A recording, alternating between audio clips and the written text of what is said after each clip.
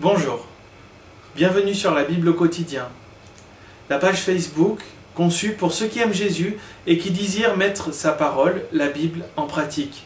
Une fois de plus, je vous souhaite la bienvenue, vous êtes de plus en plus nombreux à suivre les émissions hebdomadaires et les séries d'enseignement. Je vous en remercie, je prie que ça vous bénisse aussi et que ça vous permette de grandir plus près de Jésus, plus près de votre Dieu en le connaissant mieux et en lui ressemblant plus. Ceci amène aussi le sujet de notre étude de ce soir, puisqu'on poursuit avec le livre aux Hébreux, le chapitre 2 et les versets 11 à 13.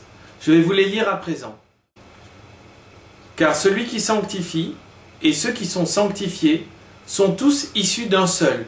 C'est pourquoi il n'a pas honte de les appeler frères lorsqu'il dit « J'annoncerai ton nom à mes frères, je te célébrerai au milieu de l'assemblée, et encore, je me confierai en toi. Et encore, me voici, moi et les enfants que Dieu m'a donnés. »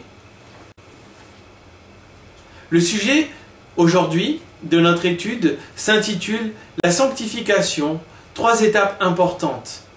La sanctification est probablement la phase la plus longue dans la vie d'un chrétien. Une fois justifié, Dieu nous regarde et il voit le Christ. Il nous voit juste parce que le Christ est juste et que nous sommes en lui. Et que nous sommes morts avec lui, et donc que nous vivons pour lui. Et tout le reste de notre vie, soit jusqu'à notre mort, soit jusqu'au retour de Jésus, s'il revient pendant que nous sommes vivants, nous devons faire tout ce qu'il est possible, tout ce qui est en notre pouvoir, pour nous transformer, pour devenir plus comme lui, pour laisser son esprit nous changer de l'intérieur, pour laisser son esprit nous transformer en son image. Et ceci, mon frère, ma sœur, ceci s'appelle la sanctification, le processus, le procédé par lequel le Saint-Esprit nous sépare du monde, bien que nous restions dans le monde, pour que nous ressemblions plus à Dieu, plus à Jésus-Christ, et que nous changions de nos vieilles voies, et que nous changions des œuvres de notre chair qui sont mortes, pour accomplir les œuvres que Dieu a préparées d'avance pour nous, comme l'a dit un frère récemment dans les commentaires, afin que nous les fassions.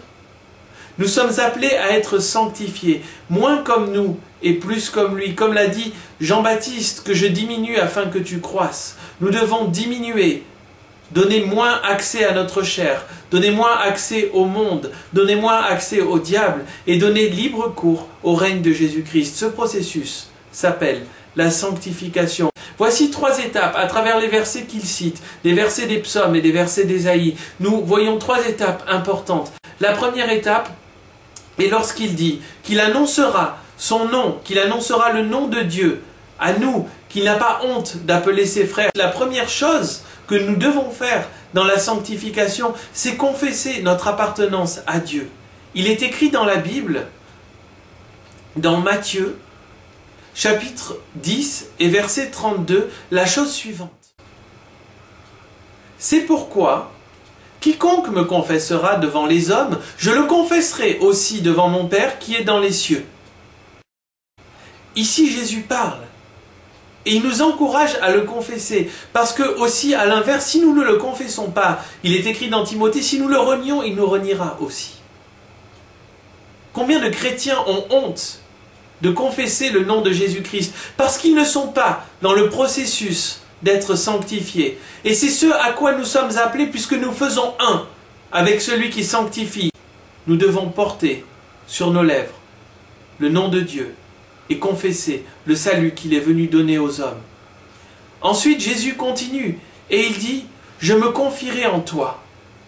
La sanctification, c'est déjà le salut à la base, c'est arrêter de faire confiance à nos propres œuvres et commencer à faire confiance aux œuvres de Dieu. Jésus lui-même confesse qu'il se confiera dans le Père et nous devons nous confier dans le Père. Parce que Paul reprend l'Église et il dit « N'avez-vous pas honte, espèce de fou ?» Je dis ça en paraphrasant. « Ayant commencé dans l'esprit, vous allez maintenant continuer dans la chair. » Nous ne devons pas avoir honte de continuer à faire ce que Dieu nous appelle à faire. Nous ne devons pas manquer de confiance. Nous ne devons pas cesser de nous confier en lui. Parce que nous savons cette chose qui est écrite dans Philippiens chapitre 1 et verset 6. Je suis persuadé que celui qui a commencé en vous cette bonne œuvre la rendra parfaite pour le jour de Jésus-Christ. J'en suis persuadé, je me confie en lui. Si Jésus s'est confié dans le Père, combien plus devons-nous, nous aussi, pendant que nous sommes en train d'être sanctifiés, nous confier dans le Père? Je me confierai dans le Père lorsque tout va mal. Je me confierai dans le Père lorsque je souffre. Je me confierai dans le Père lorsque je suis dans le besoin. Je me confierai dans le Père lorsque j'ai mal, parce que je sais qu'il est en train d'ôter de moi les choses qui font du mal à son nom. Parce que je sais qu'il est en train d'ôter du milieu de moi les choses que j'affectionne mais qui sont contraires à sa volonté. Et ça fait mal. Mais j'ai confiance qu'il est en train d'accomplir ce qu'il a commencé en moi. Et par cette foi que Dieu m'a donnée, et par cette foi qui m'a permis de commencer à marcher avec lui, je me confierai en lui. Seigneur, j'ai confiance que tu vas accomplir ce que tu as commencé. Et quand tout est facile, et quand tout va bien, et quand je suis béni, et quand j'ai plein d'argent, et quand j'ai une promotion au travail, et quand des milliers de personnes écoutent les enseignements que je fais, je me confierai aussi en l'Éternel et je confesserai son nom, car je sais qu'il donne et qu'il reprend, mais que lorsqu'il donne, je ne dois pas oublier que mon abondance vient de lui. Et il termine, l'auteur de l'Épître aux Hébreux termine en disant « Me voici, moi, et les enfants que Dieu m'a donnés. » Je ne fais pas bien sûr une liste exhaustive des étapes de notre sanctification. Et cette troisième étape n'est pas forcément la dernière, elle n'est pas forcément la troisième dans un ordre, mais elle est importante. C'est l'étape de la réalisation de notre filiation. Nous avons été adoptés.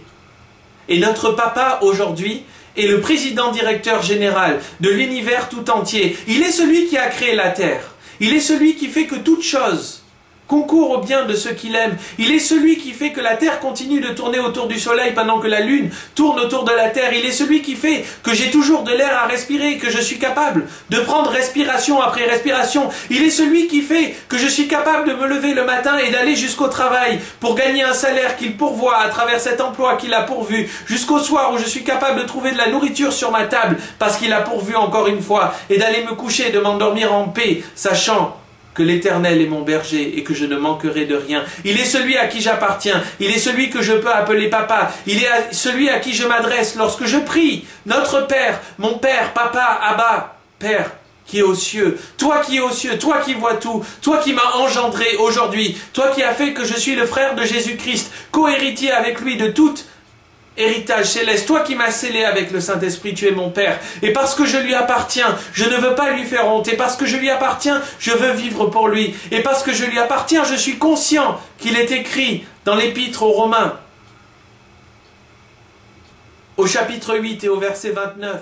Car ceux qu'il a connus d'avance, il les a aussi prédestinés à être semblables à l'image de son Fils, afin que son Fils fût le premier-né d'entre plusieurs frères. Jésus est mon frère, Dieu est mon Père. Jésus est Dieu. Et je suis prédestiné à être conformé à l'image de Jésus-Christ. Sois honnête aujourd'hui.